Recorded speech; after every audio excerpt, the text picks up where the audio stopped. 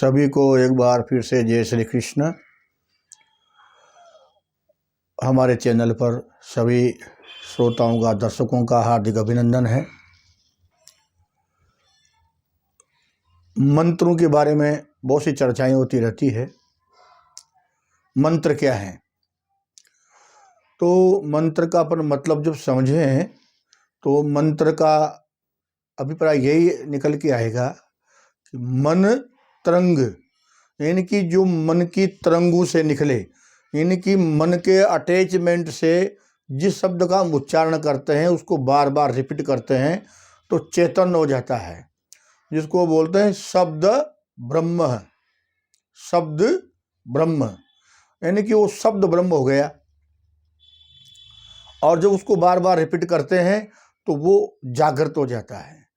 तो मंत्र जो हमारे वेदों में लिखे हुए हैं उनको हम बोलते हैं मंत्र।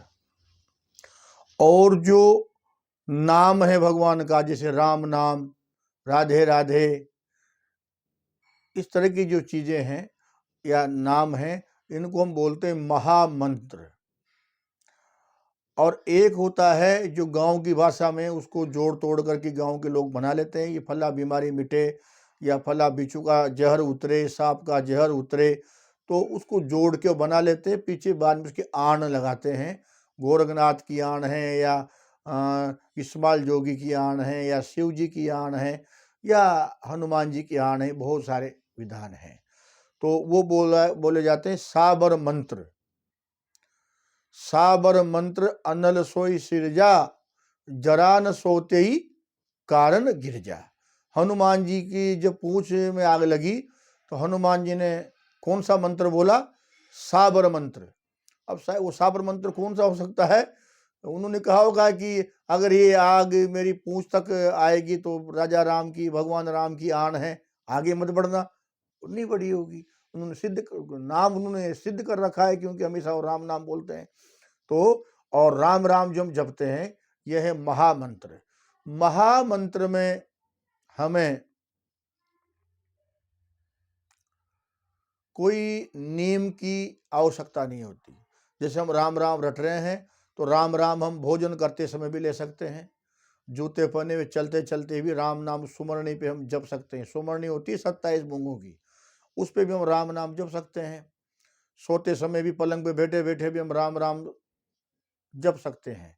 उसके लिए आसन की, आचमनी की, प्राणायाम की, शिखा बंधन की, कोई भी शुद्ध अशुद्धता की, पवित्रता की आवश्यकता नहीं होती, क्योंकि वो महामंत्र है। लेकिन हम साबर मंत्र या महामंत्र का जब जाप करते हैं या सिद्ध करते हैं तो उसमें हमें नियम की आवश्यकता होती है। जैसे वैदिक मंत्र का हम जाप करेंगे, गायत्री मंत्र का जाप करेंगे या और भी मंत्र है, महामृत्युंजय मंत्र का जाप करेंगे, तो हमें शास्त्र के अनुसार उसकी मर्यादा का पालन करना पड़ेगा। उसका ऊन का आसन होना चाहिए, मुख किधर होना चाहिए, पूर्व में या उत्तर में मुंह हो, और बहुत से नियम हैं। आपके पास आचमन होना चाहिए, मार्जन करके और फिर हम आचमन करेंगे, केशवाय नमः, नारायणाय नमः, माधवाय नमः। फिर गोमुखी होना चाहिए, उसमें तर्जनी उंगली बाहर होना चाहिए। फिर आप एक एक मूंगा फेरिए, उस माला के भी मूंगे के बीच में गिठान होना चाहिए। फिर वो 108 मनके की माला होती है, क्योंकि 27 की सुमरणी 4 गुना करेंगे तो 108 हो जाएंगे। तो ये मंत्र का विधान है। और फिर वो जाप करने के बाद जल अर्पण करके कि नारायण अर्पण मस्तु, जल को छोड़ेंगे, फिर आसन को जल छोड़ के सिर पे लगाएंगे, प्रणाम करेंगे। क्योंकि अगर ऐसा नहीं करते हैं तो उसका आधा फल इंद्र को प्राप्त हो जाता है। इसीलिए उसकी पूरी मर्यादाएं हैं। मर्यादा से आप नहीं रहोगे, जाप नहीं करोगे तो उसका लाभ आपको नहीं मिल सकता। लेकिन मर्यादित होकर के, उस नियम में रह करके आप करोगे तो उसका लाभ आपको मिलेगा। तो ये मंत्रों की चर्चा थी, जो मन की तरंग से जिसका हम जाप करते हैं। यानी कि मंत्र जाप जो है वो ऐसा हो कि उसपे होठ नहीं हिलना चाहिए, मन के द्वारा जाप चले, हाँ, उसको बोलते हैं मंत्र। और पाठ जो होते हैं उसमें होठों के बाहर आवाज़ आना चाहिए, ना तो बहुत तेज आवाज़ होना चाहिए, ना बहुत धीमी आवाज़ होना चाहिए। और इस तरह की ध्वनि से पाठ किया जाता है और मंत्र मन से जपा जाता है, इसलिए उसका नाम होता है मंत्र। तो ये मंत्रों पे संक्षिप्त चर्चा थी।